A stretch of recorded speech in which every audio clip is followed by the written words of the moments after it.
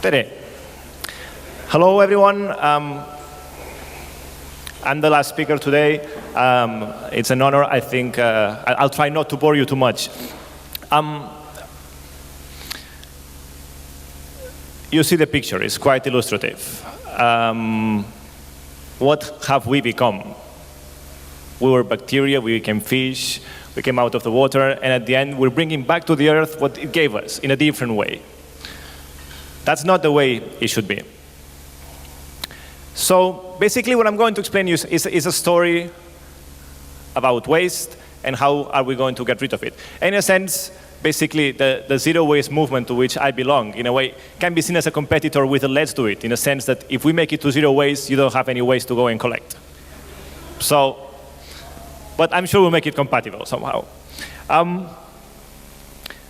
Waste. What is waste? I'm sure you know what waste is, but I thought, since everything is very interactive here today, I thought of like making it more visible. Let me try one thing. Let's see if it works.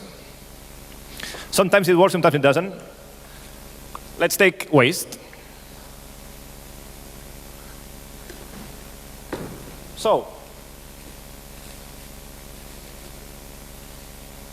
this is how waste looks like, right? In the civilized world.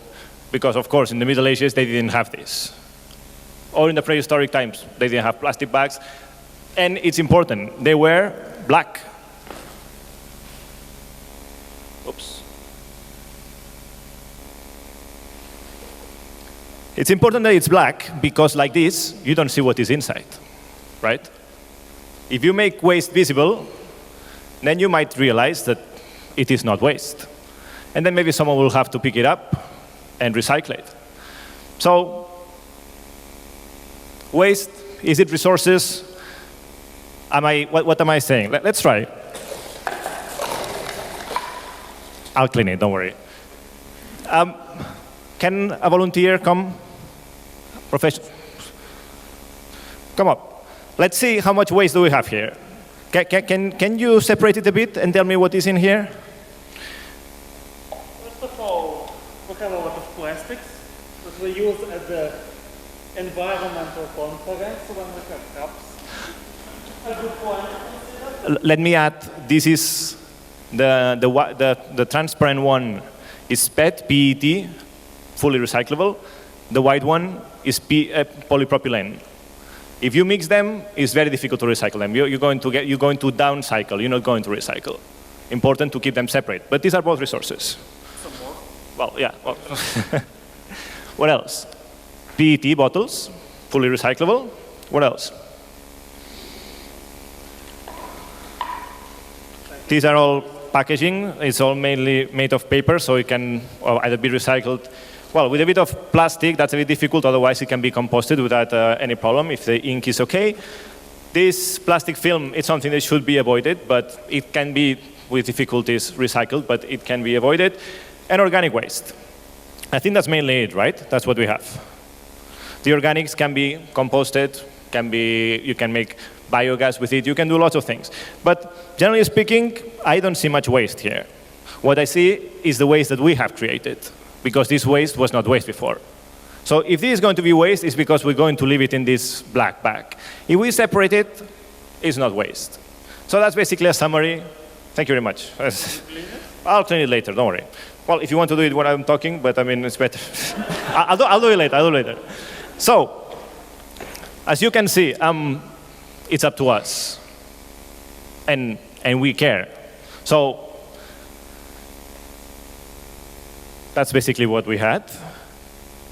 That's what is inside. I mean, I've been to many places in the world, so the waste distribution is different. This is a bit for a European average. So mainly, the biggest part of our waste stream that we have at home is organics. It's true that if you go to India, you go to like the global south, the organic part can go up to 80 or 90%, which means that if you separate it right, there's no waste there. What you have actually is a potential compost, is a soil improver. It can bring the soil, it can bring the health that your soils need. because we have deforestation, and we need the carbon to go back to the soils, not to go to the atmosphere, because then it creates climate change. If you put it back in the soils, you have you don't have waste. Then you have paper, you have packaging, you have glass, and then you have these others that we didn't find much here, but they are fully avoidable. But these others is what we, generally speaking, should be throwing away. It's 20 to 25% in the civilized world. What we actually do is throw a lot more away. It's more than 50 to 80%. But did I say away? What does away mean? Thomas said that he hasn't been there. I haven't been there. Actually, I've been there. One of these is these away places. Landfills, they go there. If you put all these organics into the landfills instead of the carbon going back to the soils, what it does is create methane, which is a lot more powerful than CO2 to create climate change. Plus, the plastic and everything mixed with it is very difficult to recycle. Problem. Wrong. It has some advantages if you capture the methane from it, but it's not very efficient, and then it has some disadvantages. I don't want to go too much into that, because I want to talk to you about zero waste, not about what we're doing wrong. But it's clear that in the future we cannot continue burning resources. Another place where it goes, and it shouldn't go, is incinerators as well. In what sense does it make to burn plastic? Plastic is true, it's made of oil, after all, but making one of these glasses new, it takes 5 to 25 more energy than to recycle this one. So we should be recycling them. Especially because, as you see in the first picture I showed you, I mean, imagine in 200 years' time, there's not going to be oil in this planet, probably. But this plastic cap that I used during 10 seconds here is going to be there. And what are, if there's people in the world still going to think about me, that smart guy of like the most affluent generation in humankind, the most intelligent, the most civilized, who was using these plastic cups for basically 10 minutes? Doesn't make any sense. Well, no, doesn't make any sense. So incinerators, basically, they turn, again, the carbon, put it in the atmosphere instead of putting it back into the ground. And they also have some advantages. They have some problems. But of course, this is not a tool of the future. Incinerators were invented in the 19th century, and they have been developed in the 20th century. They are less harmful, but they still destroy resources. They still emit CO2, and there are better ways. So this is where we find ourselves. I mean, what we see here, this is household waste. Household waste is at the end of the phase. The energy and the waste associated to this comes in the extraction and in the production phase. So in a linear society, what you have is you have energy and waste and air pollution for the extraction of virgin materials that you're going to use to produce items. You need more energy, you produce more waste, more pollution, more water pollution, more carbon dioxide. Then you go and consume them. And when you consume, you have discarded materials that, again, are more waste. All of this contributes to climate change. So, what does recycling do? Recycling, what it does, very useful, it saves the extracting part. So you save some emissions and some waste in the first part, which is very important. The reuse of objects, it saves these two parts. Between 50 and 80% of the energy of the waste, like embodied in the waste, it comes from this part. So if you reuse an object, what you're doing is avoiding most of the emissions, even if you don't see it. But the emissions, and also I'm talking about emissions and materials, but there's lots of environmental justice issues associated to this. It's imports coming from certain countries with certain regimes that there's some interests in supporting from some countries. So a good way to fight global warming is recycling, as you know, and it is very useful. So why waste? Very short story, because it looks like waste has always been with us. But as we have seen, the Middle Ages, they didn't have these fantastic black bags. So why waste? As you know, from the beginning of the Industrial Revolution, the labor productivity, how many people do you need to produce one unit, has increased, well, has decreased a lot. We are a lot more productive. With one person, you can do now what you would have needed 10,000 people to do before. So what happens? This is fantastic. But what happens is that we have so many things that we don't know what to do with them. So we need less people. a lot less unemployment. So the crisis that we have now is not new. Back in the crisis of 1929 in the US, they found that overproduction, too many things, unemployment. There was a guy who came up with the idea, say like, planned obsolescence. Let's build things so that they break, so that we can produce them again, sell them again, and like this, if things last a lot less, we can sell a lot more, we can generate more employment, and we're going to get out of the crisis. Fantastic idea. It was not very well perceived at that moment. Then it came the Second World War, and the US, with all the war, basically managed to employ lots of people in the manufacturing industry of weapons. And after the war, they had to do something with the people. So what did they do? Well, they embraced one of these principles. This is what we popularly know as an American way of life. Take something like, should not last too long because I'm going to change it next year, because it's going to break. Brooks Stevens, 1954, said, planned obsolescence is instilling in the buyer the desire to own something a little newer, a little better, a little sooner than is necessary.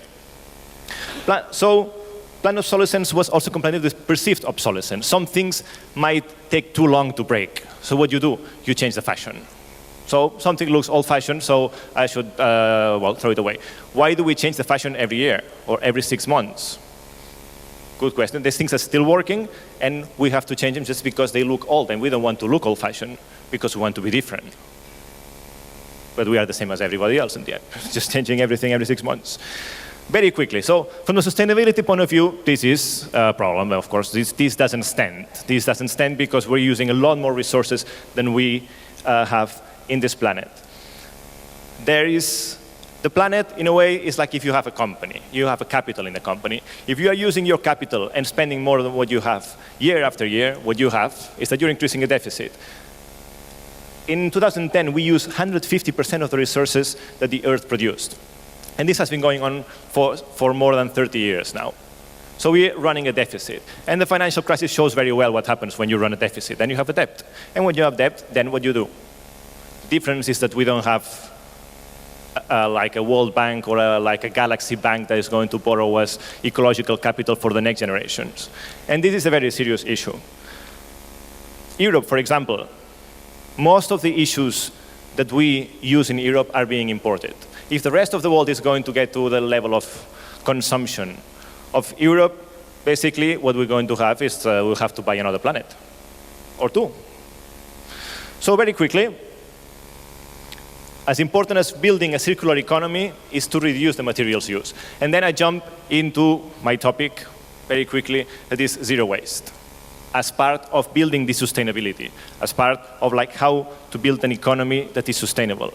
And sustainable is not only recycling, because even if we would manage to recycle 100%, all of this, even if we would recycle all of this, we will still not be sustainable. Because recycling is not a closed loop. There's the second law of thermodynamics. There's energy, we're losing energy in every transformation. So, like it or not, this plastic cup should be a reusable glass made of glass that should be fully recyclable. So zero waste, from recycling to zero waste, because recycling is not enough, because we have to get to zero waste. What is zero waste? How do we get there? Zero waste, basically, it is a movement, it is a thinking. I mean, you would say like zero waste is impossible. Yes, imagine that I have an airline company, and I tell you, we guarantee you 10% accidents. Are you okay with that?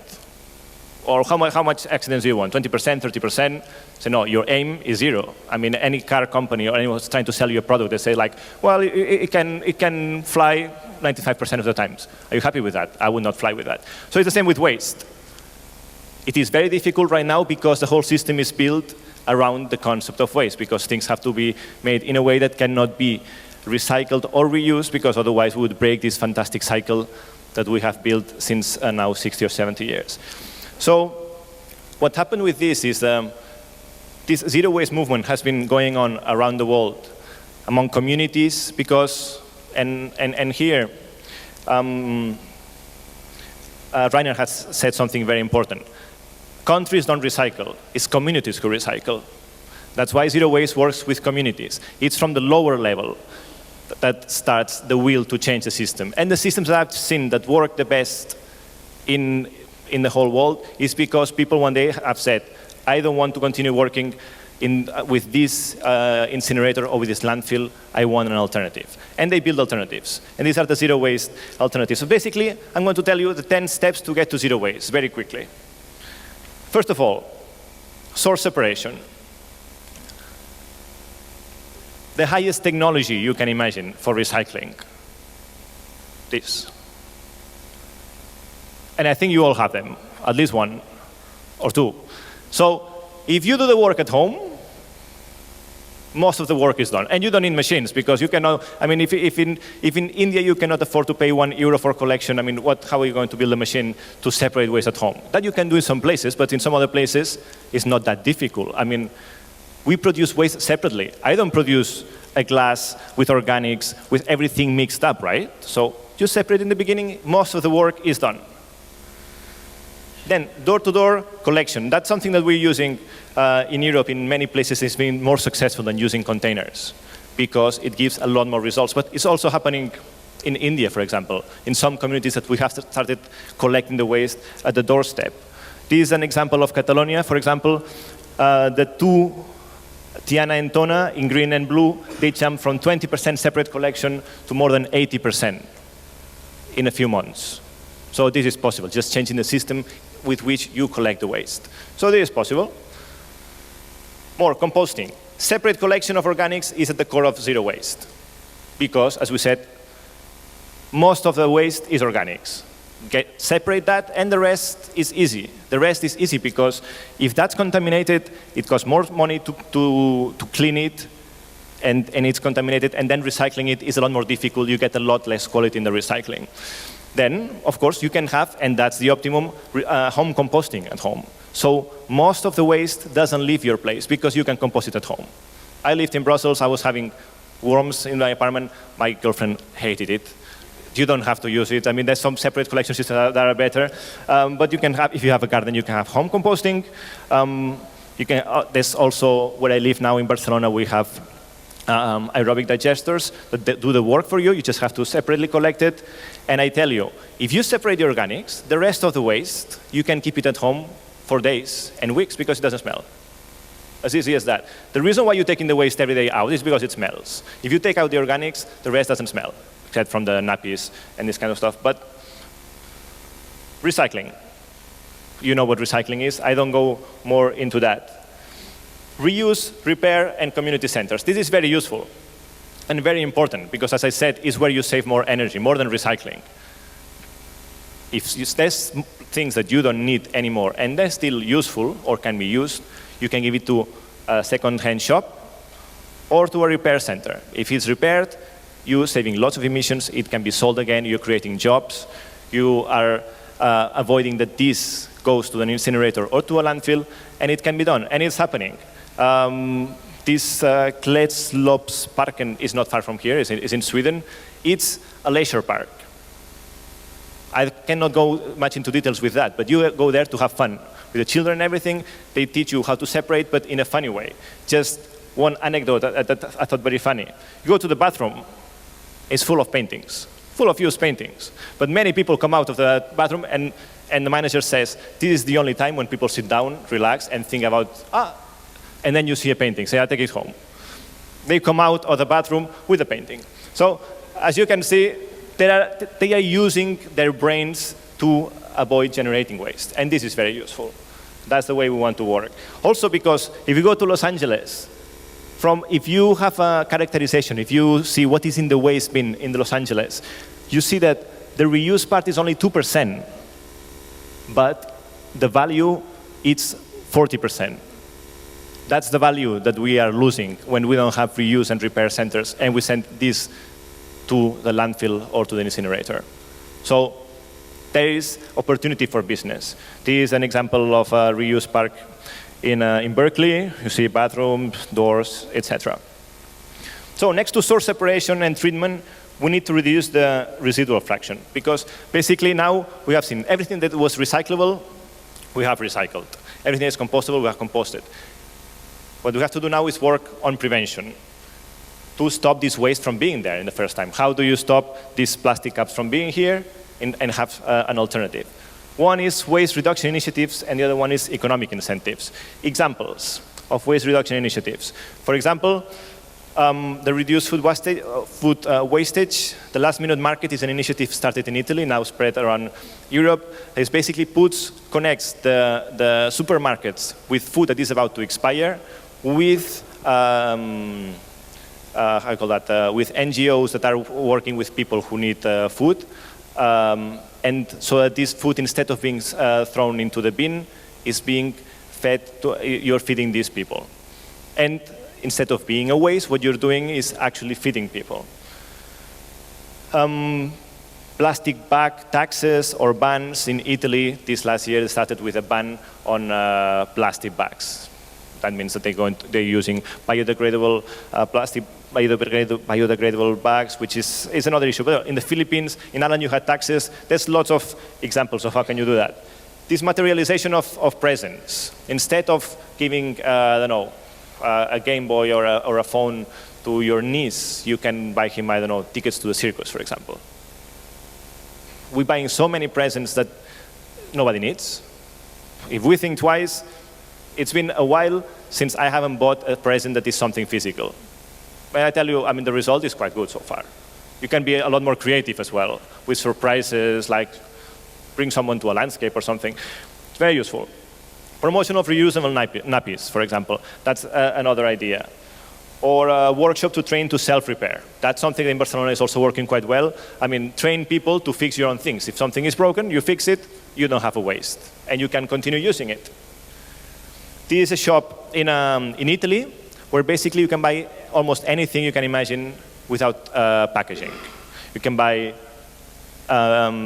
soap, you can buy hand cream, you can buy oil, you can buy wine, beer, you name it, honey, cereals, pasta, beer, anything without packaging. And you buy what you need. So it's also reduced the packaging because sometimes you have to buy 200 grams or 2 kilos and say, I need 1 kilo. Are you going to throw away the rest or are you going to come back? So these are examples of how to reduce waste. Economic incentives, pay-as-you-throw system. I mean, it is amazing that with the phone, the more I use it, the more I pay normally. With the water, with electricity, the more I use it, the more I pay. But in the city where I live in Barcelona, my waste bill comes with a water invoice. And it doesn't matter if I produce 2 tons a day or 2 kilos a day, I pay the same. This doesn't make any sense. The more waste you produce, the more you should pay. And there's examples of this working. Another alternative is the opposite. You pay a fee, and the less you waste, the more you save. So that's also is a positive incentive. Instead of penalizing, you reward for the good behavior. More, residual separation and research center. That goes back to this black bag. Because we want to know what is in there. The current system of waste management is based on you have a problem, you have waste, you don't want it. I make it disappear. I send it away. You know where away is now, right? What you have to do in the future, if waste is a mistake, you should know what is the mistake if you're going to fix it. Otherwise, you cannot fix a mistake that you don't know what it is. Easy as that. So you have a facility. I'm not going to go too much into detail into that, but basically, from the part that cannot be recycled, in theory, there's still some parts with magnetic and optical and physical detectors. You can select a bit. You can extract more toxics. The non-recyclable fraction, you can send it to a research center. I'm going to that in a second. And still the organics there, you can compose them so that they don't have biological activity, so they don't produce methane, and then you can safely landfill it. Like this, what is left from waste it can be less than 5%. It can be a lot less. It depends, of course, on the commitment of the people. But if you do the right thing, it's very little and it doesn't pollute much because it is inert. The non-recyclable materials, if you bring together the local university or the technical college to study what is there that cannot be recycled, then the brightest minds in our society, because we have the brightest generation in humankind, let's not forget that, can find a way so that in the future this doesn't appear in the waste bin. So we can avoid this waste in the future. So better industrial design is the 9th step, very important. Example, this is in Italy. They have this research center, so they go and see in the town of Capanori, 50,000 inhabitants, what is left after having separated 80%. The people there managed to separately collect 80% of the waste. This 20%, what is left? They checked, they know what is inside, diapers or nappies, depends how. That is a problem. We have to see either reusable nappies or, of course, they have to be separately collected so that they don't smell. What they did is in the same town, they pushed for an initiative of a local producer who contacted mothers in the town to start sewing reusable nappies. So you employ local women, you have reusable nappies so that these nappies don't end up causing troubles in the collection point. And in a way, it's good for the local economy, and it's good for everyone. Another thing, it was Italy, so of course you find lots of coffee. With the new trend of the Nespresso and all that, this is a fantastic example of like, okay, how do we think things? These coffee capsules are perfectly recyclable. They are either plastic or they are aluminum, both recyclable. And inside you have coffee grounds, which are perfect for compost, or even if you want to grow mushrooms, they are very good. The problem if you chuck them away like this is a problem, because it's difficult to separate, the coffee grounds are going to be contaminated, and you are losing the recyclables. So what they did is they sent a nice letter to Lavazza, to Nespresso, and say like, look, there is this problem. We have this amount of coffee capsules, which in Italy amounts to this amount. What are you going to do about it? Because in the future, this is going to increase, and it's your responsibility. Then it's the concept of extended producer responsibility, I don't have time to go into, but these are examples. If you know what is inside, you can act on it. If you don't see what is inside this black bag, there's nothing you can do because you don't know what is the problem. You say, this is waste. So the message to the industry is clear. If a product can be reused, repaired, recycled, or composted, it should be redesigned or taken out of the system. It can be taken out of the system with taxes, with bans, with targets, but that should be the way to follow. Right now, what we find is that if most of these products that cannot be reused, repaired, or recycled, they are cheaper than those who can be reused, repaired, or recycled. So the economic incentives are wrong. It's very difficult, we're going to get somewhere. But in some places, this is happening, it's changing. So we need better industrial design for the 21st century. So at the end, the 10th step is the temporary landfill. I mean, if you build an incinerator, you are stuck with a burning capacity for the next 20 or 30 years. So that's not flexible. With the example that I've given you, I mean, there are places that only in 1 year they have increased from 20% separate collection to more than 80%, and who are aiming for zero waste in like 10 years. And that is happening. So what you need is a temporary landfill where you're putting stabilized materials and that you can continue to reduce. Important. 7 of these is community responsibility. This is our work. If we separate this correctly, if we recycle it, and that's the municipalities, then 70 or 80% of the problem is solved.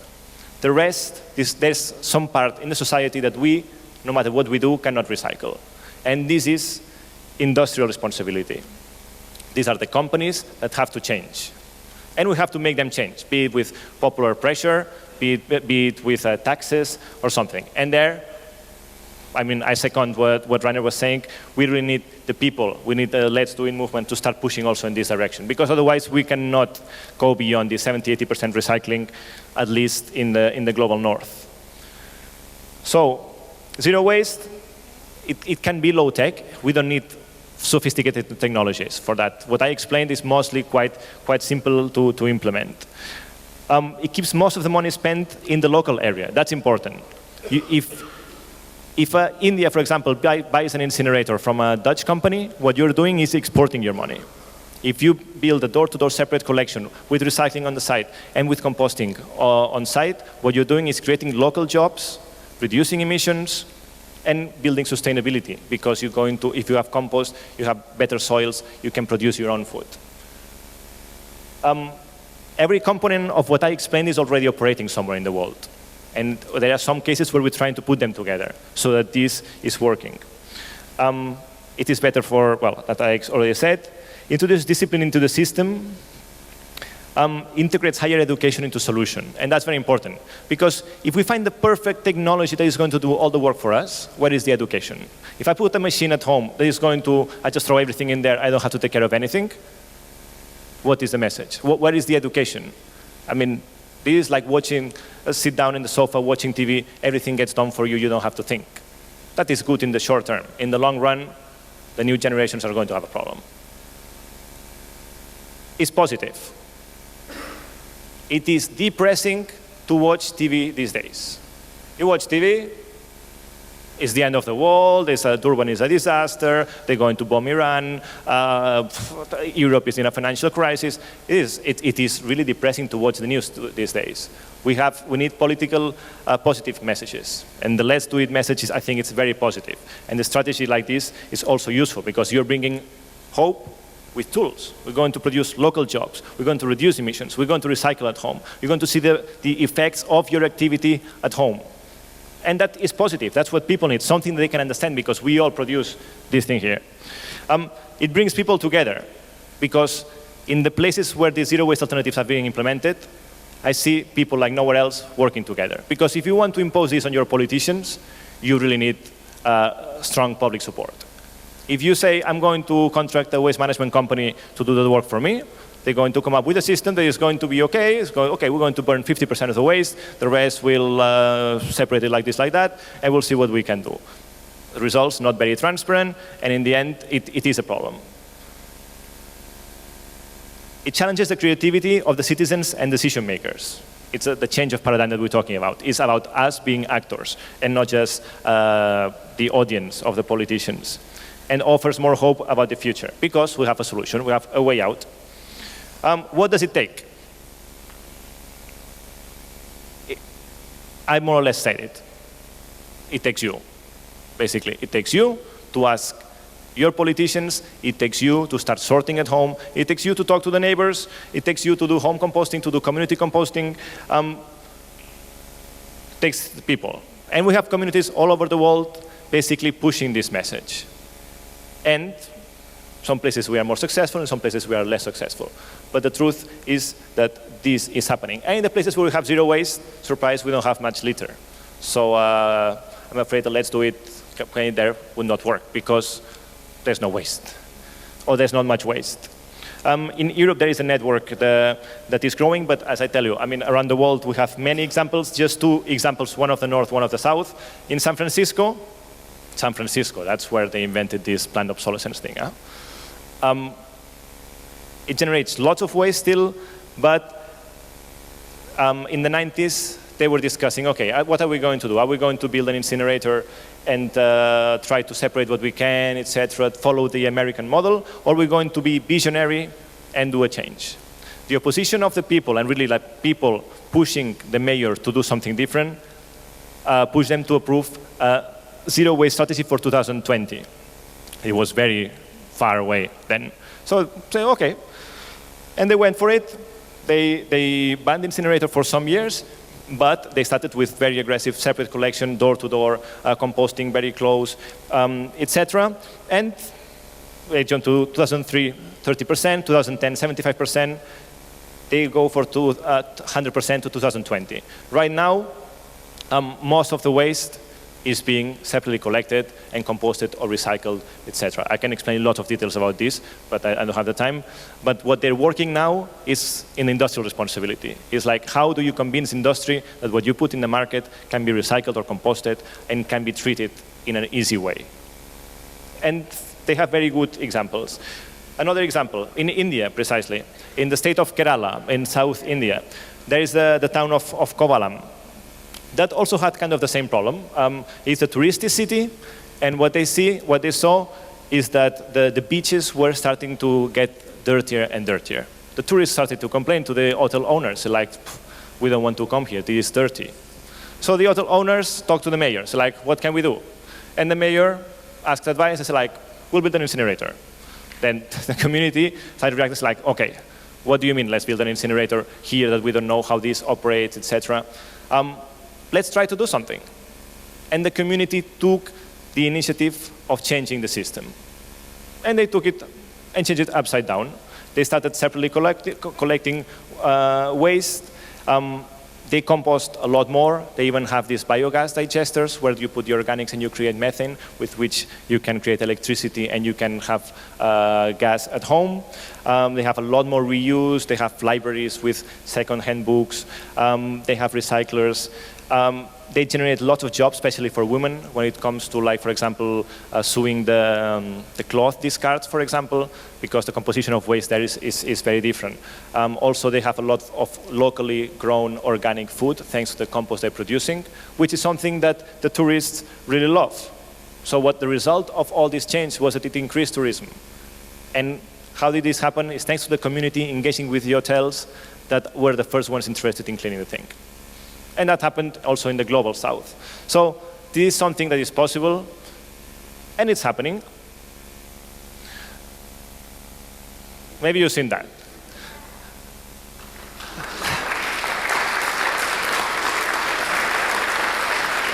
This was the slogan of the 60s, 70s. There was a generation where you had the Vietnam War, when you had the oil crisis. Well, the message is quite clear. Wars were the problem at that time. Now, since we are the brightest generation of humankind, also the one who is producing more waste, but doesn't matter. If we analyze what is the problem, what is causing the wars these days, is precisely the war for resources. Resources starting from oil and going also to biomass. In Europe, we're exporting 1/3 of the biomass that we consume here. That means food, that means wood, that means lots of things. And the rest of the world is the same. So if we cannot run a linear economy on a finite planet. And that, I think, it's an evidence. The wars in the future are going to come because of resources. If you have zero waste, you are increasing the sustainability. That's why in the US, also in California, where this Make Love, Not War started, the hippies already 10 years ago started saying, make love, not waste. And they're saying, may this be the new waste, the new peace movement of the 21st century. Because after all, if we want to avoid wars in our world, if we want to turn the United Nations into something that is where people are going to meet to really solve the common problems, we have to solve the issue of resources. And if we generate waste, what we're doing is we increase our dependency of imports. That means that we're going to try to get imports at a cheap price from either nowhere. And we see the price of oil, the price of commodities going up a lot lately. So we really have to build on that. I just wanted to finish saying that I think that the virus that you have here is also the virus that we have in the zero waste movement. And I think that at the end of the day, we are the same. We want to live in a world without waste. We want to clean it, we want to recycle it, we want to design a better economy. I thank you very much.